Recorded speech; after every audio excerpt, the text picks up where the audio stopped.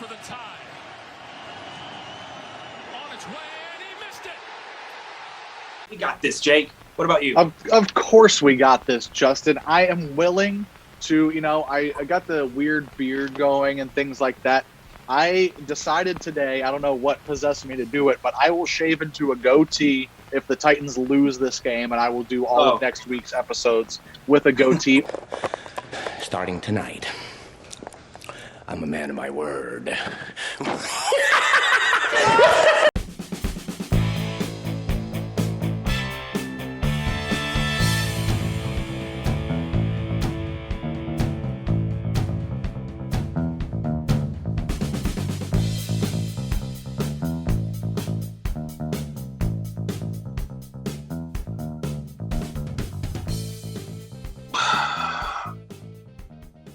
Okay.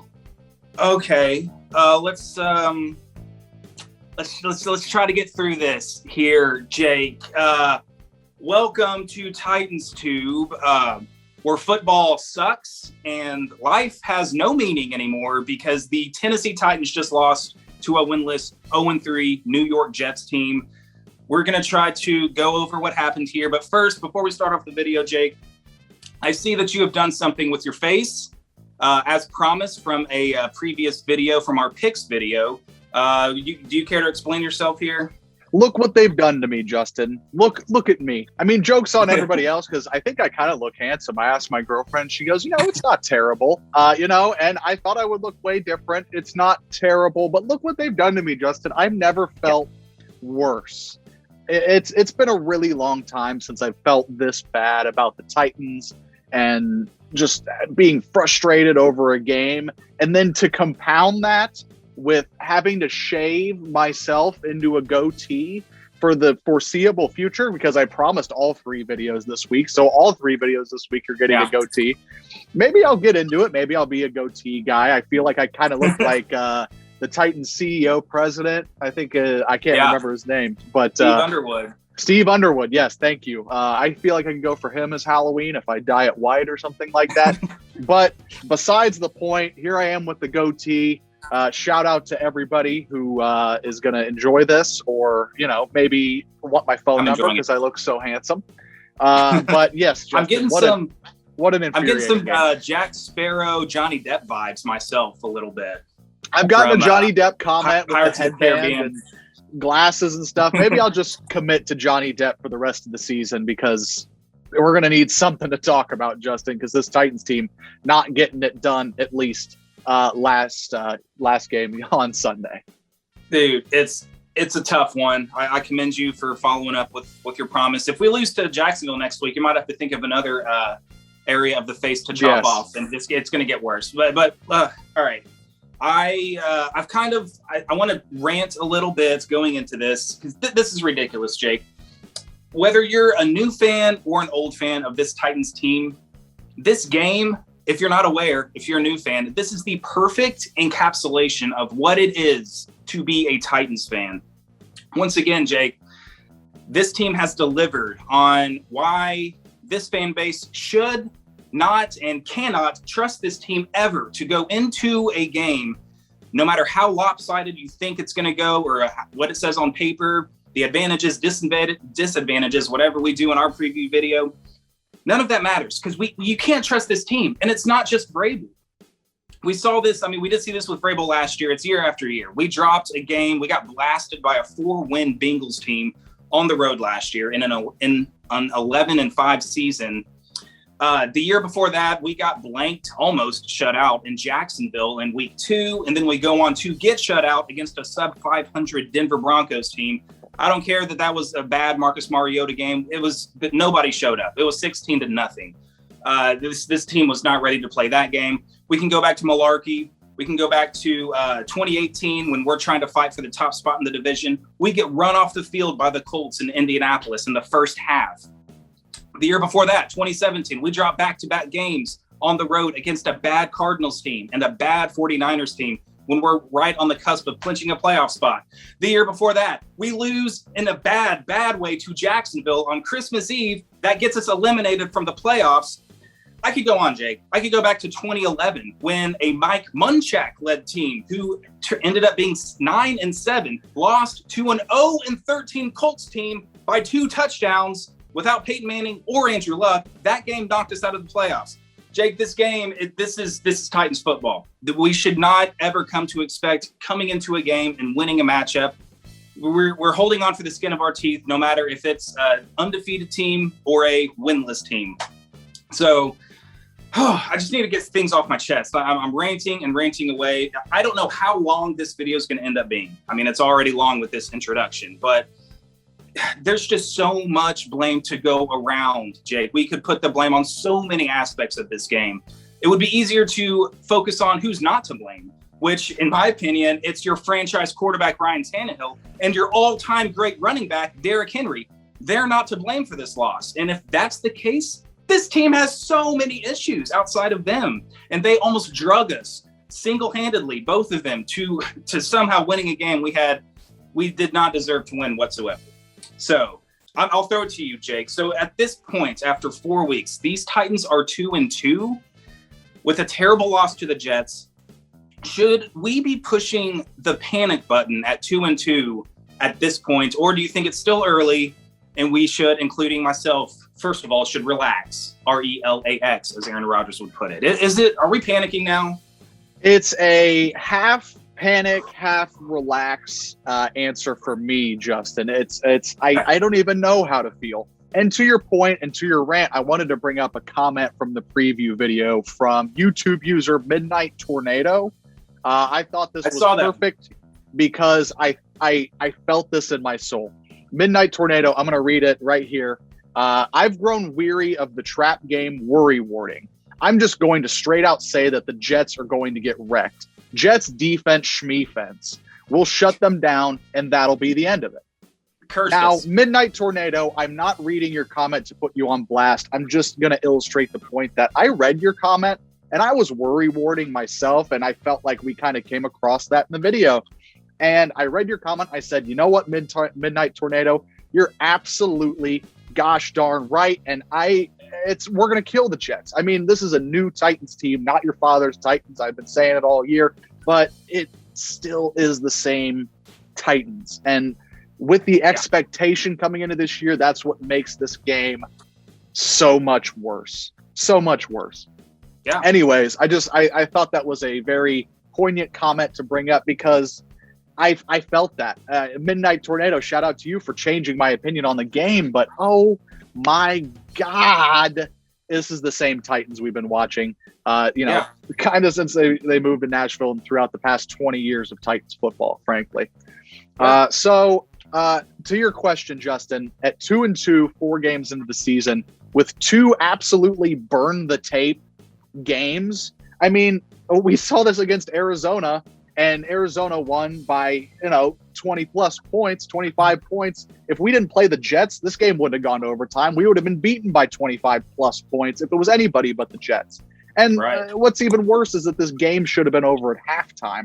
But the Titans' red zone offense has regressed incredibly since last year. I mean, if the Titans were within the 30 last year, you would chalk it up as a touchdown. You would say, we got this. We're going in. And now the offense can't seemingly put it together and put it in the end zone. Now, silver lining, not panic button express, is the Titans play in the AFC South, Justin. And it is possibly the worst division in football. All things considered yesterday, the Titans are still 1 game leading in the top spot of the AFC South division. And I think they are going to still win the AFC South. I'm going to say that right now, even after this just back-breaking defeat at the hands of the New York Jets. I think they're still going to be in it, but Justin, this Titans team has serious problems. I wouldn't even chalk this up to the defense necessarily. I mean, they weren't good. They weren't great. And they shut Zach Wilson down early, but it seemed to unravel. There were so many things the Titans did wrong. And we're talking about offensive line, too, as a huge, major problem. You think with the lineup of Lewan, Saffold, Ben Jones, Nate Davis, and Quessenberry, I mean, I know Quessenberry is the question mark out of that group, but we've seen solid offensive line play from these guys for years now, and all of a sudden they are traffic cones, turnstiles, and Ryan Tannehill doesn't have 2 seconds to get rid of the ball. And I like that you said that this loss isn't on the hands of Ryan Tannehill, because when you saw the like kind of all 22 look, you know, the kind of sky cam, Ryan Tannehill's getting sacked, and you look and every receiver is plastered. There's zero separation from this group of receivers yesterday. And the loss of A.J. Brown and Julio Jones was felt a lot more than I think I anticipated walking in. Yeah, big time. And I don't know how you can blame Ryan Tannehill. If anything, maybe a couple of his 7 sacks against him, maybe he could have done something to recognize a blitz or hung onto the ball too long. But I don't even think it was that. Ryan Tannehill did everything he could playing with these receivers and behind this offensive line. I would have been shell-shocked and seeing ghosts by the time I got sacked 3 or 4 times. Like, God, they're coming any moment now. I thought he played great. He admirably led us down the field for the game-tying touchdown, and then I guess in overtime, no, we didn't get far enough. But he set us up to possibly tie the game with less than 2 minutes to go. So, yeah, this isn't on Tannehill. Derrick Henry did the best he could do as well. Don't even get me started, Justin. Getting hit at the line of scrimmage, nothing is there. How many times did we run the ball on 1st and 2nd down for 2 yards to have to force Tannehill to make a play on 3rd down to keep the chains going, which he did. I got the stats in front of me. We gained 30 freaking first downs in this game. 17 of them came from passing the football. And going back to Tannehill and working with these receivers. Dude, he's laying out these beautiful deep balls. I mean, we need to take advantage of Ryan Tannehill's ability to throw the deep ball. He laid a great one onto Josh Reynolds. I know the coverage was tight. It was possibly pass interference. There was some contact there, but it was good defense. But you want to see Josh Reynolds come up with the football. I know it's his first game playing with us. And, I mean, he made a couple nice catches and moving the chains himself. But if you want a big splash play and taking advantage of one of the things that Ryan Tannehill does best, you need to come down with the football. And, dude, I'm going to be haunted. I know you can pick out different plays, but, dude, I thought that throw at the very end of overtime to Anthony Firkser, that was the one, dude. That was such a well-thrown ball. I don't know if the defender got a hand on it, but I know Anthony Firkser got a hand on it. That was a drop. Justin, I'm going to be completely honest. I told you before we started filming, I'm going to be honest with people watching. I haven't watched back the highlights. I couldn't even stomach yesterday. When Randy Bullock trotted out to kick the game tying field goal, I was in disbelief, speechless, and I haven't gone back to the game since he pushes that kick, I think, wide left. I had completely forgotten about Anthony Firkser. That was a drop, Justin. I now remember seeing it. It wasn't tipped. It went through his hands. Do we need to retire the Firks Down nickname? I mean, is his name just Anthony now? We're not even going to call him Firkser, just Anthony, until he can come and make a play. That's Anthony Firkser's bread and butter, is making that tough catch across the middle in that instance, and that we would have been set up for the win there, Justin. But frankly, the Titans just didn't deserve to win. He absolutely would have scored on that play. I saw the safety I didn't go back and watch the highlights either. I remember the safety went low because I think he was going for a possible interception. So he wasn't on his feet, standing up straight, ready to make a tackle. That ball would have been caught off the 5-yard line. I think Anthony Firkser would have walked in the end zone, walk-off touchdown. But just to reinforce the point that Tannehill did the best he could. And he was setting us up to keep us in the game. You know, dealing with these questionable play calls and setting them up in all these 3rd down situations. I mean, God bless Derrick Henry. God, we gave him the ball 35 times, and for the love of the Lord, it came out to be a loss. And I mean, he got 100. He rushed for 157 yards and a touchdown, and we lost this game. I mean, credit to the Jets defense. I mean, they were giving it to us. They were controlling the line of scrimmage. Our offensive line, like you said, had a terrible game. And yeah, I mean, And then again with the defense, it was the Corey Davis revenge game. He's the one that kept them in it. We were shutting them down. We were shutting them down in the first half until that Corey Davis caught a ball on 3rd and 10 to move the chains. Then they started getting some rhythm. And, dude, the defense, honestly, they played well outside of a few blown coverages. We had a drive given up where it was a 4-play, 74-yard drive, touchdown. And then the back-breaking Corey Davis play was the 1-play, 50-plus yard touchdown drive. These blown coverages, and I think on that 74-yard drive, there was a bad pass interference call on Breon Borders. So that was a chunk play. These chunk plays on defense, dude, it doesn't matter how well you play throughout the course of the game. If you give up these chunk plays, it cancels out all the good things that you've done leading up to that moment. So this secondary has issues giving up the deep ball. I don't think we don't know how to defend the deep ball. If I'm an opposing offense, I would say let's take as many shots down the field and we're going to get some against the defense. So despite, great game from Harold Landry, great game by the rush defense, only giving up 38 yards on the ground to Michael Carter, none of it ended up mattering because blown coverages ended up giving the New York Jets more points than they had combined coming into this game. 27 points by this inept New York Jets offense up until this game. Very frustrating, Jake. Incredibly frustrating, and you almost felt it coming when you give up. The Jets had not led in a game coming up to this Week 4 matchup, and when they go up 10-9, and Greg Gumbel's on the broadcast saying this is the New York Jets' first lead of the season. That's when you start to feel that this isn't going to go the way you want. Justin, the crowd was into it, and the crowd was into it. Jets in it, and I was like, dude, this might not be the Titans' day. This might be the Jets' day. The last thing you want to do is give Zach Wilson any kind of confidence, or this Jets offense any kind of confidence. And the defense was doing that early. I mean, they had like 15 yards in the entire first quarter, and all of a sudden the just yarn just started to unravel, and this game got worse and worse and worse and worse. And I mean, Derrick Henry, don't even get me started. We gave Derrick Henry 35 touches for what? To have a chance to tie a winless New York Jets team? Are you kidding me, dude? My God. And for what? Nothing. For nothing. For 2,000 yards, for a shot at 2,000 yards. Okay, great. That doesn't fix it. The offensive line is terrible. The defense has Swiss cheese holes all over it, and we got serious problems, Justin. At 2-2, you're talking about panic button or are we okay? This is not a Super Bowl contending team, period, right now. And I think they're going to have time to maybe figure it out. And, we saw it in 2019 is that you have to get rolling and get hot at the right time. That's, 90% of what it takes to win a Super Bowl is getting hot at the right time and just having your rhythm in. And the Titans are going to have time to figure that out because they play in such a weak division in the AFC South. And they're going to be in the mix for the playoffs. They're going to be in the mix for the division.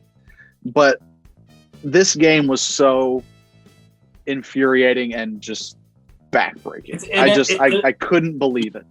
It's telling and revealing that this kind of is the same old Titans dropping games like this. To answer my own question, I would say it is time to push the panic button on Super Bowl expectations. This team is not going to win a Super Bowl this year unless they get it corrected. Fortunately, there's plenty of time to correct these things, but do you anticipate these coaches being good enough to make these corrections? However, it's not time to push the panic button on at least making the playoffs, winning the division, given, like you said, how poor the AFC South is. However, we go to Jacksonville next week on what I'm expecting to be a very motivated and licking their chops Jacksonville team, who I think is more talented than this New York Jets team. And if the Colts win another game, and we got the Bills and Chiefs coming up, panic time to even win the AFC South. I am going to be on high alert against this Jacksonville team. That's I'm going to say a must-win game at this point, Jake. Yeah, given our schedule coming up and the Colts coming off a win, good Lord, But I got two things about next week, Justin. Yeah. Sorry to cut you off. No, you're good. One thing, who else is licking his chops is Urban Meyer in that dancing video. I don't know if you saw that on Twitter. But oh my, that's a whole box of things. At least, okay, at least we may have lost to the Jets, and Randy Bullock pushed a field goal to tie. I mean, we deserve to lose. I mean, I'm almost glad he missed the field goal, frankly.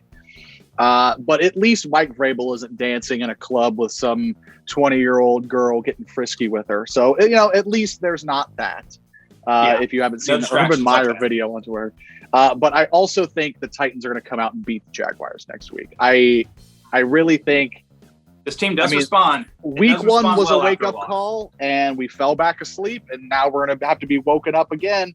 And I do think that we go to Jacksonville and take care of business. I'm sorry, where are you on the panic button meter as far as I was finishing up that rant. I mean, Super Bowl, it's panic time if we think we're going to win a Super Bowl. Just as far as the expectations going into this year was, this is one of the worst losses because we know the talent we have. We know this Super Bowl window. We have a franchise quarterback. We have an all-time great running back carrying this team. And I know we got injuries at receiver, but we're not getting a lot of help. Defense has improved, but like I said, it doesn't matter if you're going to blow 2 or 3 coverages a game and give up 2 to 3 touchdowns because of that. And, and if we come out and win next week and then beat the Bills on Monday night, again, the epitome of Titans football. That's what being a Titans fan is all about.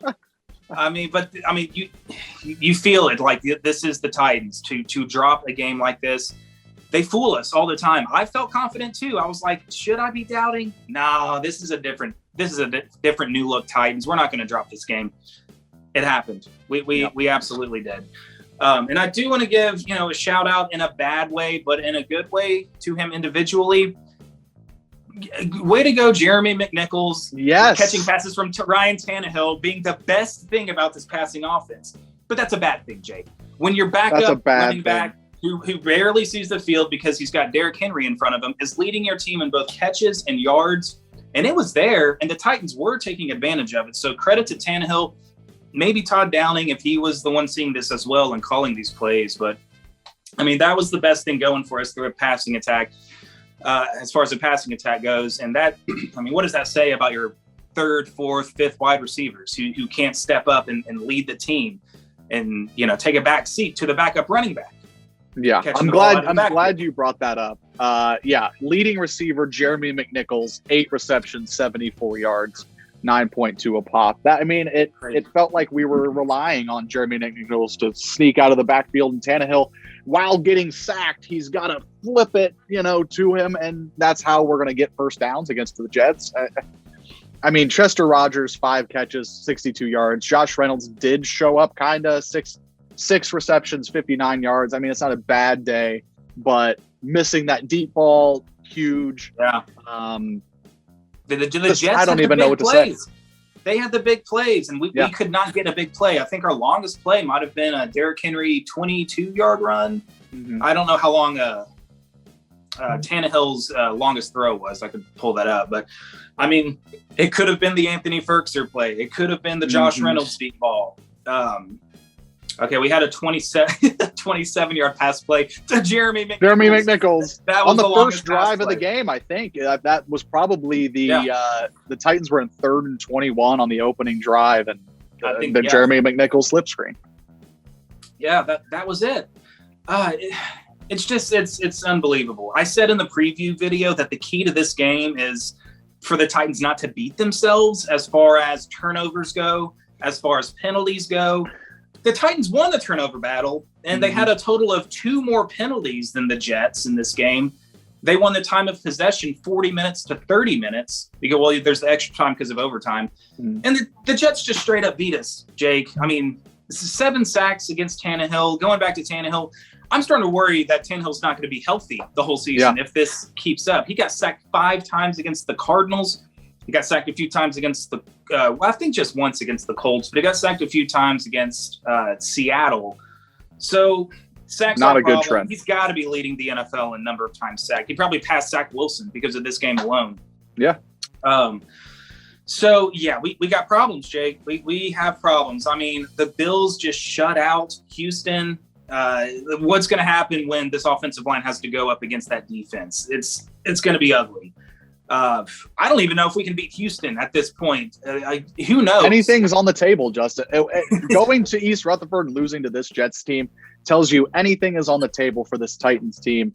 And, Seattle in the recent weeks, not looking all too great. I mean, they dropped against Minnesota last week. I can't think of what they did this week. But, I mean, anything's on the table. Anything is on the table. They beat San Francisco on the road. So, again, okay, props to if Seattle. they are turning things around and Seattle turns out to be a good team, there you go. The Titans have that ability to go on the road and beat a good team in a good environment. Mm-hmm. I mean, that's obviously the better of our two wins. I mean, the Colts, we still got to go into Indianapolis and play the Colts. That could shape up to be a season-saving game after this brutal stretch against the Bills, Rams, and Chiefs. Good Lord. So it's going to be a tough road. We Justin. needed this game. We needed this game, Jake. I can't believe this one got away from us. And I think back to me and my dad's argument in the Seattle game about go for two at the end of regulation. Go for two, don't go to overtime. I texted him as they kicked the extra point. I was not watching with my dad this Sunday. And I said, go for two. Just the way this game has gone. What are you doing? I mean, end the game on the road now. You're better than this Jets team. You don't think you can pick up 2 yards with Derrick Henry at the goal line to beat this Jets team and just close it out? And also, for that matter, why do we keep taking Derrick Henry out on 3rd and 1, I was about to 3rd say, and 2? If we had gone for 2 in that situation, Derrick Henry probably wouldn't have been on the field. Here comes Jeremy McNichols. Hey, it's a pass. By the way, if Jeremy McNichols is in, it's a pass. 100% of the time. And it was infuriating. And I know we talk about it a lot. Even if you're not going to give the ball to him, and you gave Derrick Henry 35 touches for what? Nothing. He could have had 40 touches, and we could have had 6 to 8 more first downs on our total, Justin. But that seemingly wouldn't have mattered because the Titans were getting beat regardless on Sunday. Yeah.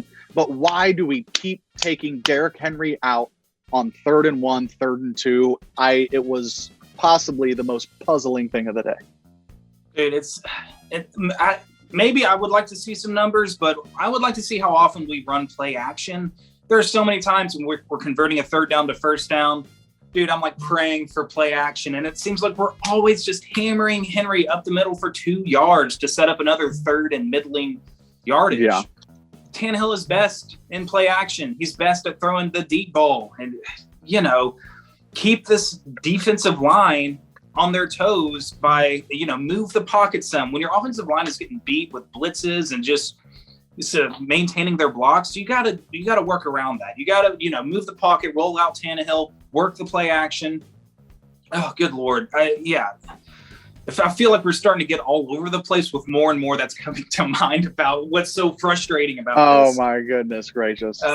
Stop taking Henry out of the game. But going back to the 2-point conversion, in the moment, I kind of agreed because of sort of the same reason you said. I'm like, we're better than this Jets team. If we take this thing to overtime, as long as we don't blow a coverage, I have confidence this defense can get a stop. Yeah. They win the toss. That ends up not mattering that much because we did get a chance of possession ourselves, but they just methodically marched down the field. And thank goodness for, Denico Autry was clutch at sacking Wilson. Yes. At the 4-yard line to force him to kick a field goal.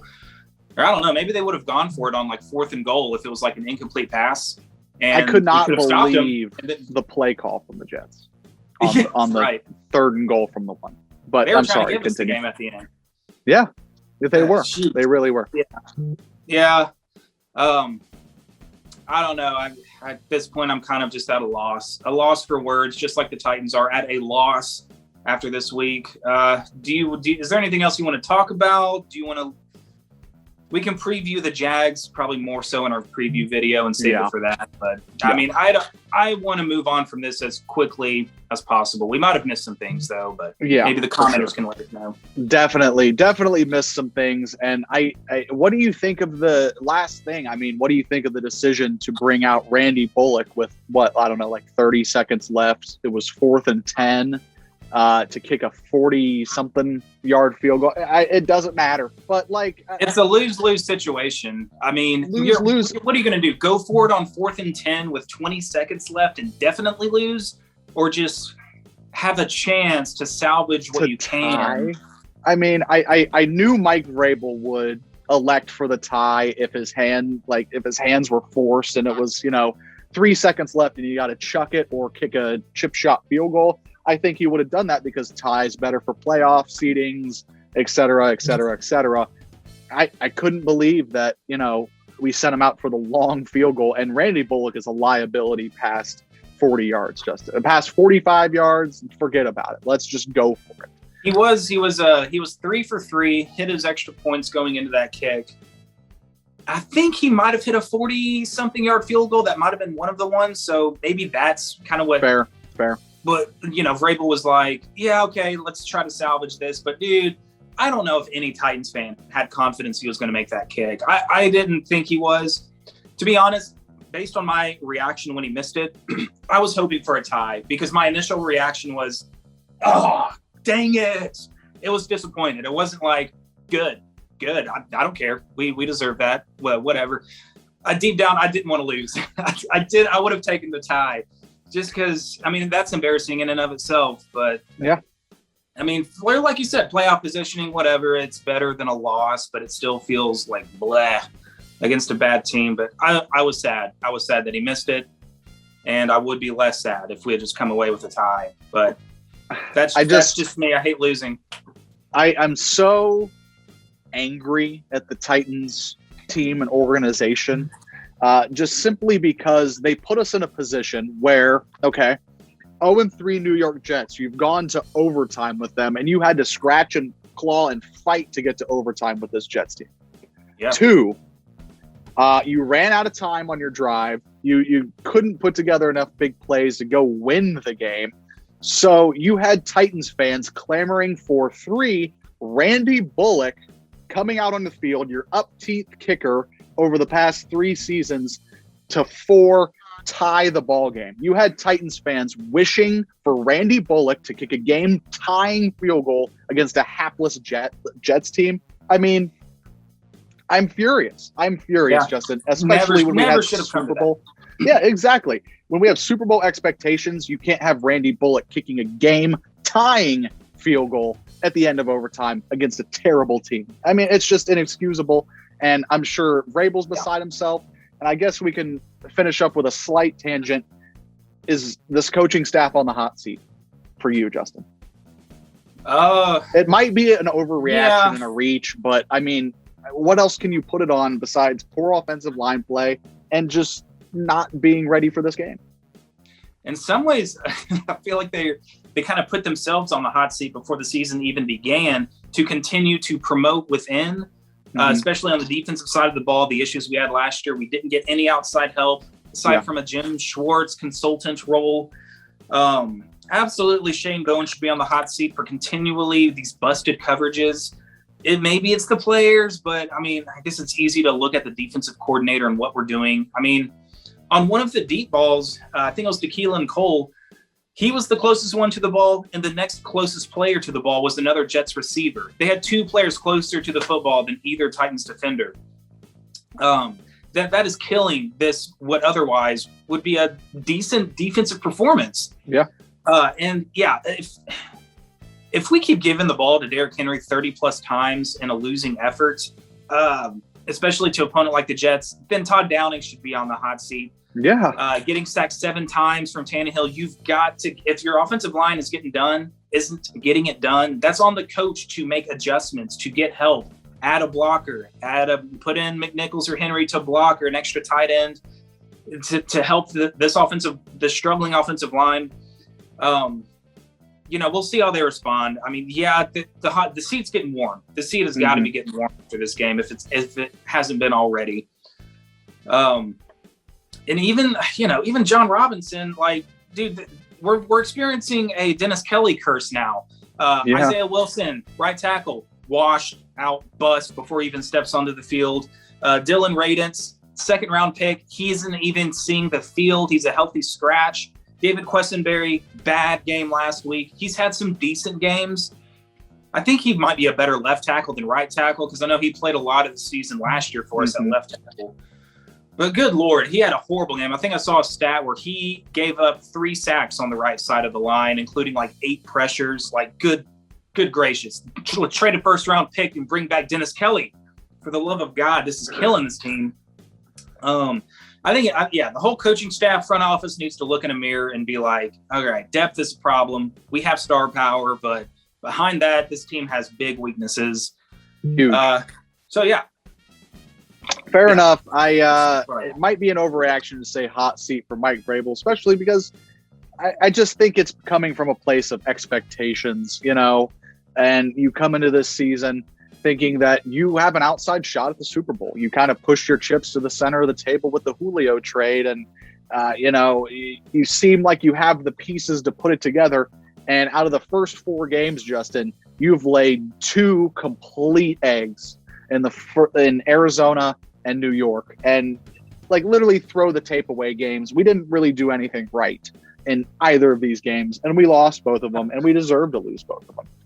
Yeah, you know what? I should have said this at the top of the show, but this cup that I'm drinking out of is done on purpose because this performance reminded me of a Ken Wisenhunt-led type performance.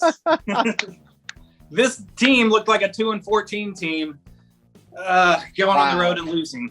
How about it? Being outmatched by the New York Jets. Also, another bad shout out. How about our backup punter, 12-yard punt? Ooh, 12-yard punt.